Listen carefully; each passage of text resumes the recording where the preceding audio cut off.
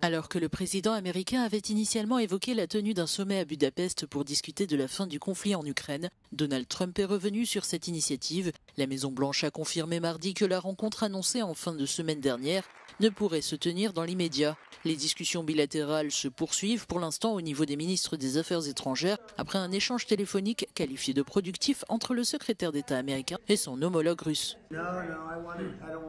Je ne veux pas d'une réunion inutile, je ne veux pas perdre de temps, je vais voir comment les choses évoluent.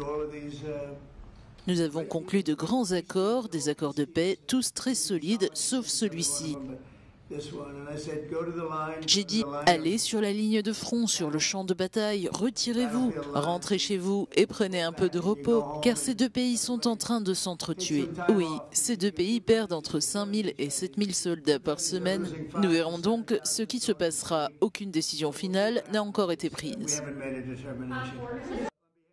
Les précédentes réunions entre Washington et Moscou, notamment celle d'Anchorage en août, n'avaient produit aucun résultat concret. Et la Russie poursuit ses opérations militaires en Ukraine avec des frappes régulières de drones et de missiles. Vous savez, on ne peut jamais prévoir exactement ce qui va se passer. Beaucoup de choses se déroulent actuellement sur le front, dans la guerre entre l'Ukraine et la Russie. Nous vous informerons dans les 2 prochains jours de la suite que nous allons donner.